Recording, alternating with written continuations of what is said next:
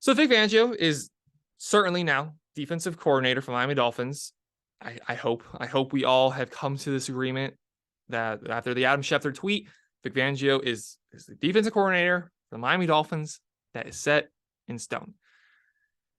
I just wonder why people cared as much as they did that he wasn't signed yet.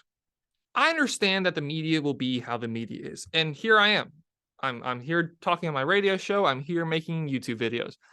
I am part of the problem. I am part of the media. We ask questions. We push things forward, and sometimes it's picking, it's jabbing, it's asking uncomfortable questions. It's pointing out things that some people don't want to point out.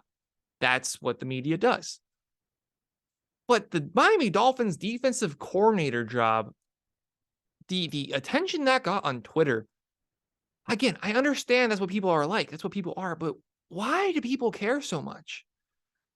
I get Dolphins defensive coordinator position is what is the biggest position that was of need in the offseason. Just spoke that on the last video. Defensive coordinator was the biggest positional need, even though he's not a player. He was the biggest need for the Miami Dolphins going into the offseason because we have the talent on defense. There was a lot of injuries. It sucked the life out of the team. I've said this time and time again, seeing Keon Crossing guarding Stephon Diggs made me want to kill myself and him. Every time we went on the road, I was like, can we conveniently forget his plane ticket? I hope he has fun in San Francisco. I hope he has fun in Buffalo. I hope he has fun everywhere else that isn't Miami because of how much he sucks at football. But here we've seen him this whole time. And now we bring in the defensive coordinator that can hopefully turn the tide back in a positive light that we saw under Brian Flores, where the Miami Dolphins defense was one of the best in the league. It was a top 5, top 10 defense those 3 years with Brian Flores. The offense sucked, but at the very least, we knew the defense was going to perform. That's what we knew.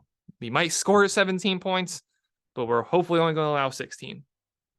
That was the experience as a Miami Dolphins fan, as a Miami Dolphins season ticket holder, that I got to see every single week. It sucked. I'd much rather be in nail biters that are 48-47 than nail biters that are 17-16. It's just way more entertaining. So I understand the need. We filled it.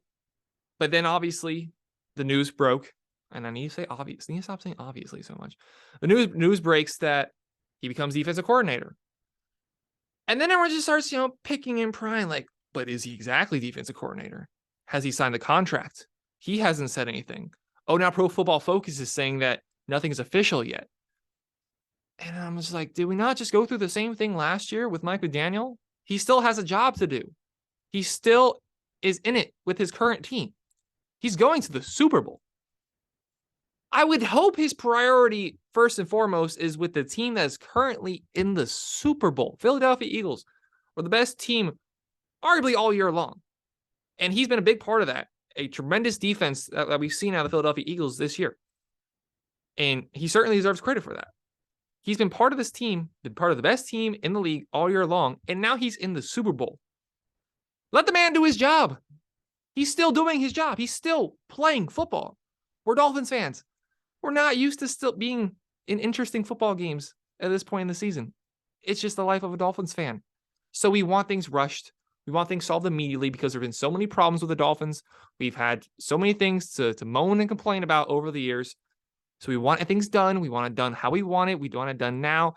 And that what that ends up being in is something we've seen time and time again. A guy cannot commit to a coaching position because he's currently tied with a team that is still in the playoffs. That's just how it goes. That's just what happens. Yes, he probably hasn't signed pen to paper yet. I don't know why he'd take time out of his day to come down to Miami or take time out of his day to go and sign a physical contract. He's got more important stuff to do. And at the end of the day, he's not the head coach. He's not the quarterback. He's not some superstar wide receiver that we just traded 3 picks for and gave him a $30 million contract. He's a defensive coordinator. I bet there's a lot of football fans that couldn't name their favorite team's defensive coordinator. I say it's probably about 50% of football fans couldn't name their team's defensive coordinator. And I'll hold my hand up. I couldn't name you most of the Dolphins position group coaches this last season. Couldn't do it. Couldn't do it. And yeah, I'm sitting here with the Miami Dolphins fan channel, and I'm okay with that. That's not what is important for me to be a fan. I don't have to be this one of the biggest fan of the Miami Dolphins.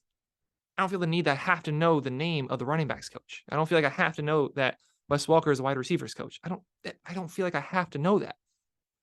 But people, especially Miami Dolphins fans, we have such low self-esteem with our team that any little sign of frustration, any little sign of uncertainty gets attacked. And we leech onto it. And I will say, there was a lot of non-Dolphins fans too that I'm like, why do you care? Unless your team was potentially going to sign him, i.e. the San Francisco 49ers. I don't know how anybody ever thought that he would be the defensive coordinator of the Broncos when he was just fired as head coach. He coached many of the players that are still on the Denver Broncos. So I don't know why any Broncos fan would think that he would follow Sean Payton over, but there's someone who evidently did.